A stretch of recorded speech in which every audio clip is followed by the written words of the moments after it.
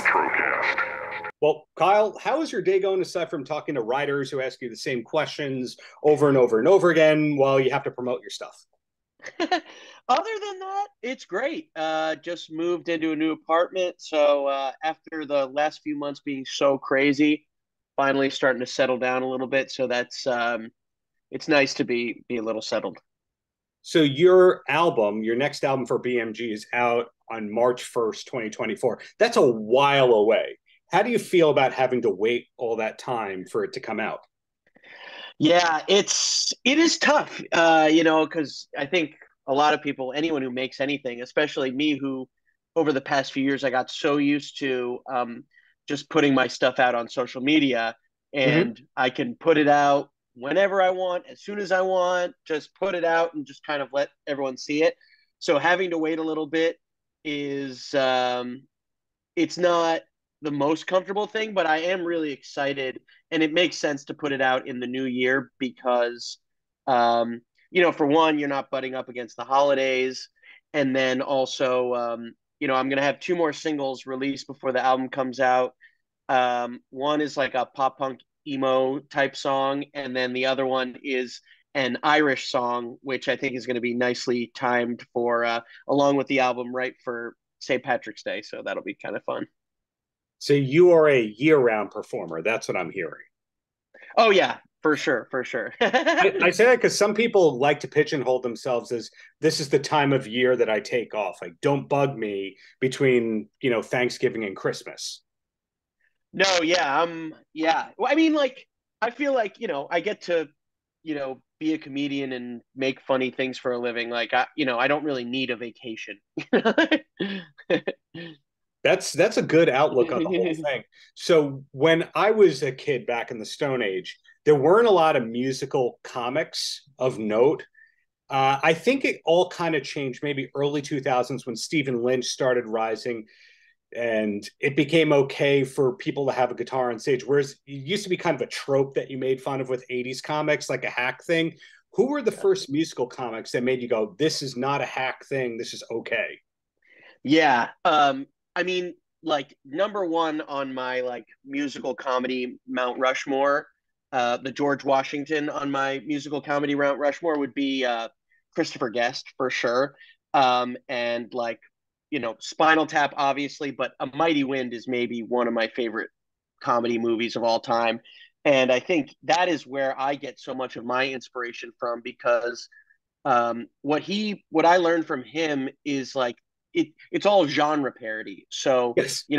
my mo when I'm making like comedy music is that the humor in the lyrics is directly related to and dependent upon the style of music in which I'm playing. So it's like, I think too often, and talking about like the hack, musical comedians you're talking about, I think the problem is a lot of times what they're doing is they're taking half baked jokes and they're like, I'll set it to music and no one will realize that this joke actually kind of fucking sucks.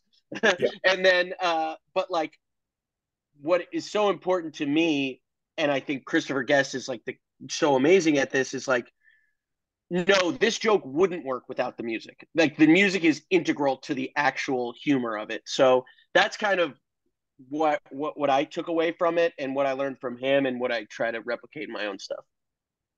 Very interesting that you went to Christopher Guest on that one. Now, I grew up a Weird Al diehard, but I didn't realize that all the originals were stylistic parodies until maybe 10 years ago. Like the whole time I was thinking, oh, okay, this Dare to Be Stupid song Yeah. it's boring. And then I realized Right. it's a Devo takeoff. Oh, Yes. this song is Yeah. supposed to be Prince. And you kind of do that. Is it an accidental way that they are stylistic parodies, or do you start off going, I want to sound like blank, and then let's color within the lines? Yeah, I think usually I identify either like a genre or a subgenre that I find interesting or funny. Usually it has some sort of lyrical tropes, that, because there are certain genres of music that I find funny, but like if all the lyrics in that genre are just like baby baby I love you, there's not too much to like unique lyrically.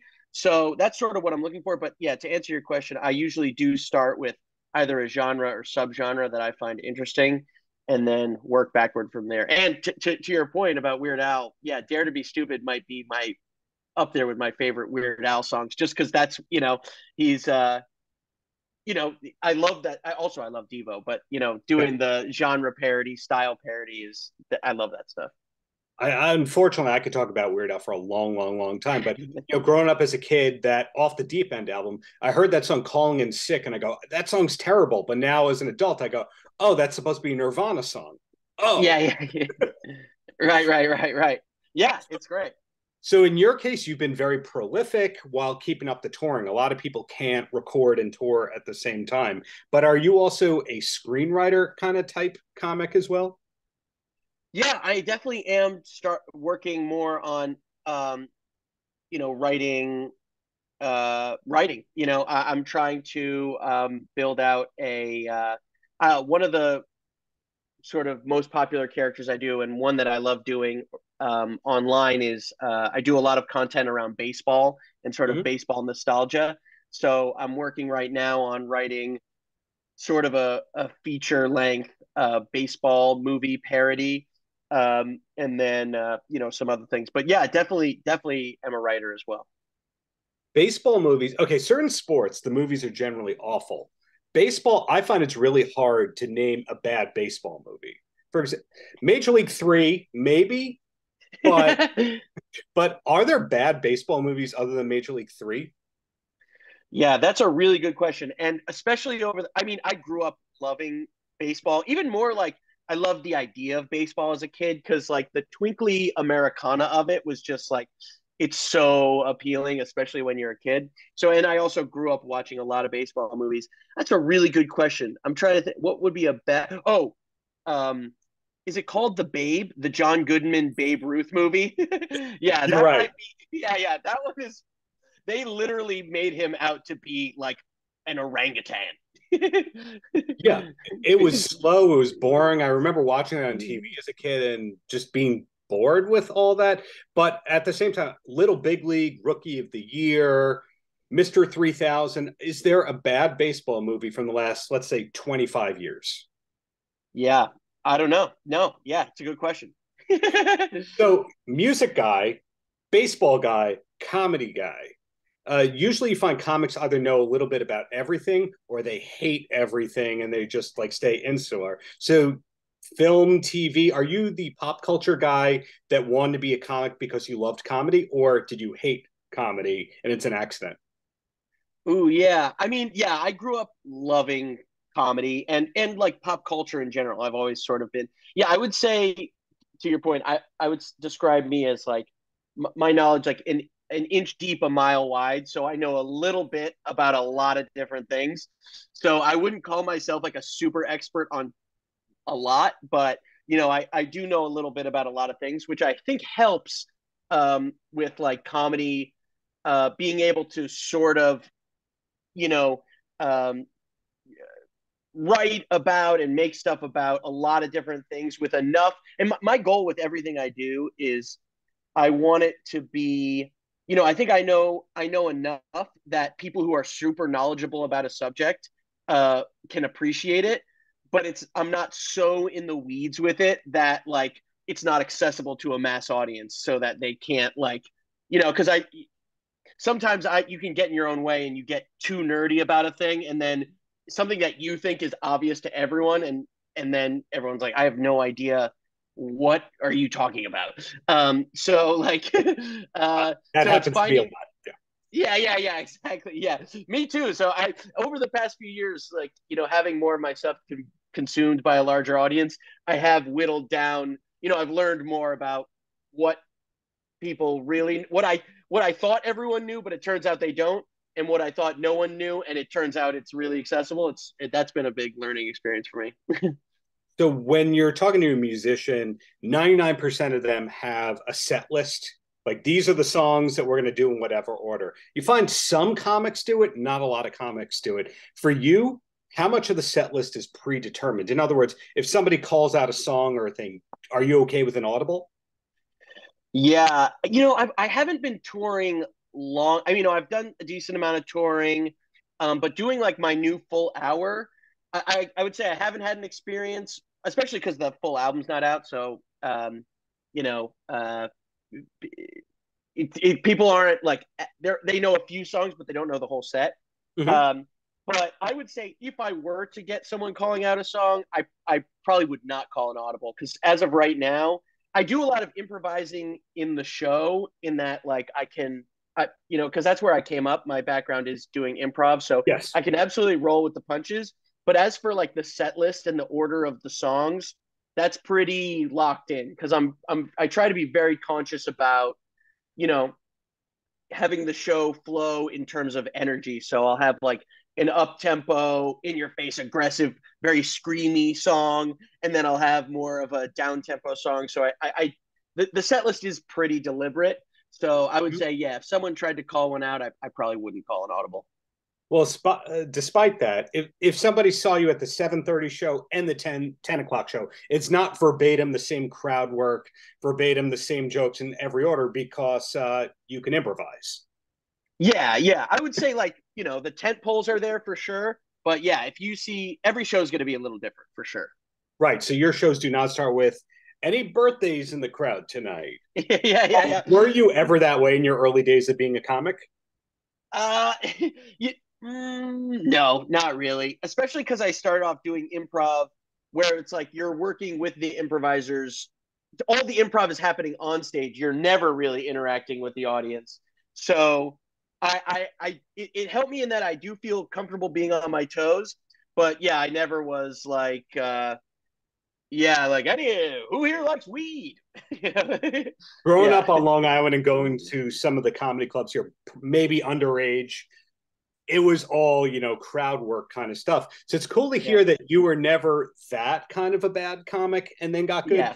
Somehow you knew not to do any bachelorette parties here tonight. Exactly. Yeah. And then when you watch your early stand up, do you cringe at the material or do you still kind of like it? So my first ever set is on YouTube. It's from like 2013, and it's cringy in that like it's bad, like it is not good, but like it it was me like finding my voice. Like I essentially my first set, I was already trying to do like alt anti humor, kind of like I guess it would be like a Tim and Eric sort of rip off, pretty much. And so it's funny, like I tried to be edgy and different, but I had never done stand up in the first place. So it was like like I didn't even know the basics, let alone like I had no basics to even rebel against. So it's like it's funny to see because it's like there's a lot of that stuff still in my humor and sensibility, but I think it's like watching like my teenage edgy years almost. So you didn't kill that first time, or I haven't seen the video yet, or do I have to watch to No, find out if you killed? oh, I did not kill. I did not. I think there was some laughter, but also it's like in that first set, I had my friend film it, and I tried to tell him at halfway through the set, yell out, "Kyle, you suck," and then I was gonna have like a mental breakdown, but he was too like shy and didn't say it loud enough. So no one heard him say, "Kyle, you suck." So from the perspective of the audience, even in the video, you can barely hear it. It just looks like for no reason at all, I like literally had like a mental breakdown, unprompted. Did you ever do that bit again? Never, none of Oh, it. what if you did that in the future? Yeah, I bring it mean, back to the original. Yeah, and then those who like, if it were mentioned in another interview or two over time, then the five people would totally get the joke and be yeah. laughing really hard, which would confuse everybody. I I am don't not know. above that. Yeah, absolutely. Don't tempt me. Don't tempt me. Well, two quick questions and I'll let you go. And the first one is music guy. What's the last concert that you saw for fun? Not because you had to, not because BMG went, please work with this artist. Yeah. I would say probably Lydia Lovelace, who is she's, I guess you'd call it sort of punky outlaw country. She's from Ohio, and it's been really cool. I've been a fan of her music for a long, long time, and we met. Then we kind of started following each other online, and then it turns out she's from Columbus, where where I went to college right outside of Columbus, Mm-hmm. and my friends who shot my music video for Planet of the Bass, which was my big song from the summer. Um, she's friends with those guys too, so she actually PA'd on my music video, and so yeah, now we're like friends, and it's just been really cool to like. It's the first time I've like been able to now I can like hang out with like musicians that I've like loved and been following for so long. So yeah, Lydia Lovelace, give her a shout out. And I saw her. She opened for the Drive By Truckers last time she was in New York. So yeah. Wow. The Columbus card actually does get you really far because I knew from when I used to go to like the living room and Joe's Pub and all that a couple nights a week, you'd find out just about every sideman for every singer-songwriter was from Ohio. And they Yes. Yeah. like the Butch Walker's drummer has the Columbus flag or the like right Oh, there. yeah.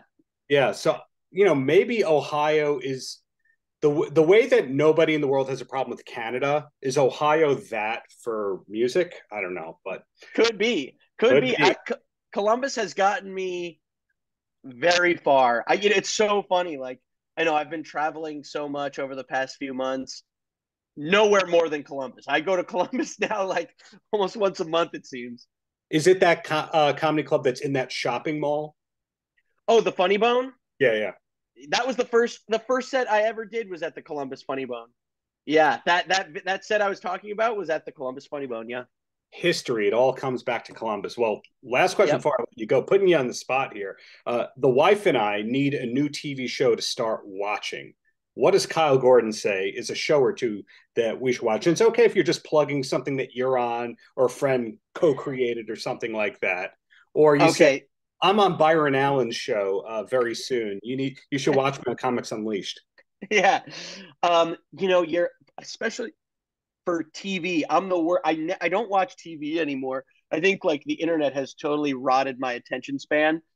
So like I can watch a movie, but to sustain my attention for like a whole season, um, you know, it's not so good. But I'll give a shout out. Not sure when this is going to come out, but I am going to sneak peek here. Going to be actually, when is this going to come out? It comes out when Kyle Gordon and Team Gordon say so. How's that? Okay, cool. Well, I am going to be on doing a guest voice on episode 11 of The Simpsons this season. So DJ Crazy Times will be on The Simpsons. So not as though anyone needed the recommendation, but if you haven't seen this show called The Simpsons, it's wonderful. It's a wonderful television show. I think you make a good point because the comedy elitists go, "Oh, it was good when Conan wrote it, and I haven't watched it in 20 years." But the reality is, if it were that bad, wouldn't they have canceled it? Amen. Yeah. Yeah. And you know what? I'm bringing it. I know at least one episode this season, episode 11, is going to be amazing. Well, DJ Crazy Bass, who we heard on Planet of the Bass, rather crazy. I'm sorry, DJ Crazy Times from Planet of the Bass. Glad he Yes. is still alive and well. But Kyle, thank you for the years of great comedy and really looking forward to what's to come, whether it's out through BMG, whether it's live at a club, whether it's on The Simpsons, etc. Just keep it up, will ya? Awesome. Thank you so much. This is great. Paltrocast.